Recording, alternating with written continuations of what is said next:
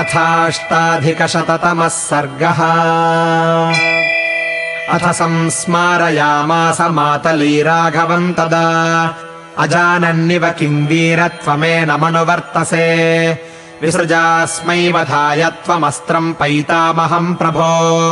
विनाशकालः कथितो यः सुरैः सोऽद्यवर्तते ततः संस्मारितो रामस्तेन वाक्येन मातलेः जग्राह सशरम् दीप्तम् निःश्वसन्तमिवोरगम् यम् तस्मै प्रथमम् प्रादादगस्त्यो भगवान् ऋषिः ब्रह्मदत्तम् महद्बाणममोघम् युधि वीर्यवान् ब्रह्मणा निर्मितम् पूर्वमिन्द्रार्थममितौजसा दत्तम् सुरपतेः पूर्वम् त्रिलोकजयकाङ्क्षिणः यस्य वाजेषु पवनः फले पावकभास्करौ शरीरमाकाशमयम् गौरवे मेरुमन्दरौ जाज्वल्यमाणम् वपुषा सुपुङ्खम् हेमभूषितम् तेजसा सर्वभूतानाम् कृतम् भास्करवर्चसम् सधूममिव कालाग्निम् दीप्तमाशीविषोपमम् नरनागाश्ववृन्दानाम् भेदनम् क्षिप्रकारिणम् द्वाराणाम् परिघाणाम् च गिरीणाम् चापि भेदनम् नानारुधिरदिग्धाङ्गम् मेदोदिग्धम् सुदारुणम् वज्रसारम् महानादम् नानासमिति दारुणम् सर्ववित्रासनम् भीमम् श्वसन्तमिव पन्नगम् कङ्कगृध्रपकानाम् च गोमायुगणरक्षसा नित्यभक्षप्रदम् युद्धे यमरूपम् भयावहम् नन्दनम् वानरेन्द्राणाम् रक्षसामवसादनम् वाजितम् विविधैर्वाजैश्चारुचित्रैर्गरुत्मतः तमुत्तमेषुम् लोकानामिक्ष्वाकुभयनाशनम् द्विषताम् कीर्तिहरणम् प्रहर्षकरमात्मनः अभिमन्त्र्य ततो रामस्तम् महेशुम् महाबलः वेदप्रोक्तेन विधिना सन्दधे कार्मुके बली तस्मिन् सन्धीयमाने तु राघवेण शरोत्तमे सर्वभूतानि सन्त्रेसुश्चचाल च वसुन्धरा स रावणाय सङ्क्रुद्धो भृशमायम्यकार्मुकम्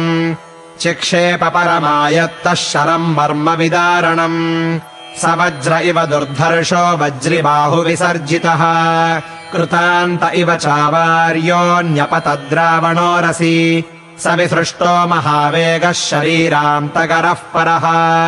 बिभेदहृदयम् तस्य रावणस्य दुरात्मनः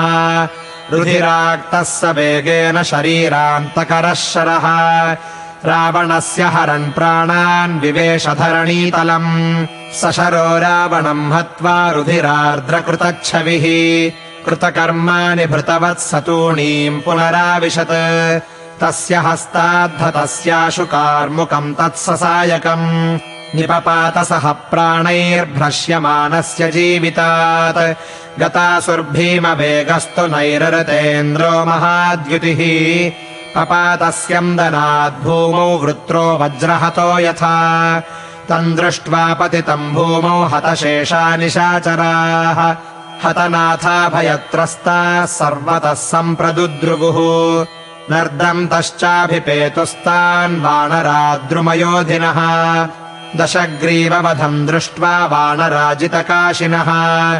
अर्दिता वानरैर्हृष्टैर्लङ्कामभ्यपतन् भयात् हताश्रयत्वात् करुणैर्बाष्पप्रस्रवणैर्मुखैः ततो विनेदुः संहृष्टा वानराजितकाशिनः वदन्तो राघवजयम् रावणस्य च तद्वधम् अथान्तरिक्षे व्यनदत् सौम्यस्त्रिदश दुन्दुभिः दिव्यगन्धवहस्तत्र मारुतः सुसुखो ववौ निपपातान्तरिक्षाच्च पुष्पवृष्टिस्तदा भुवि किरन्ती राघवरथम् दुरावापा मनोहरा राघवस्तव संयुक्ता गगने च विशुश्रुवे साधु साध्विति वागग्र्या देवतानाम् महात्मनाम् आविवेश महान् हर्षो देवानाम् चारणैः सह रावणे निहते रौद्रे सर्वलोकभयङ्करे ततः सकामम् सुग्रीवमङ्गदम् च विभीषणम् चकार राघवः प्रीतो हत्वा राक्षसपुङ्गवम् ततः प्रजग्मुः प्रशमम् मरुद्गणादिशः प्रसेदुर्विमलम् नभोऽभवत् महीचकम्पेन च मारुतो ववौ स्थिरप्रभश्चाप्यभवद्दिवाकरः ततस्तु सुग्रीव विभीषणाङ्गदाः सुहृद्विशिष्टाः सह लक्ष्मणस्तदा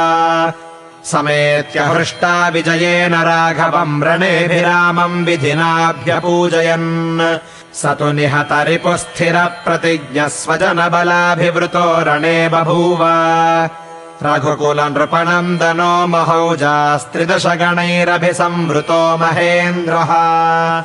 इत्यार्षे श्रीमद् रामायणे वाल्मीकीये आदिकाव्ये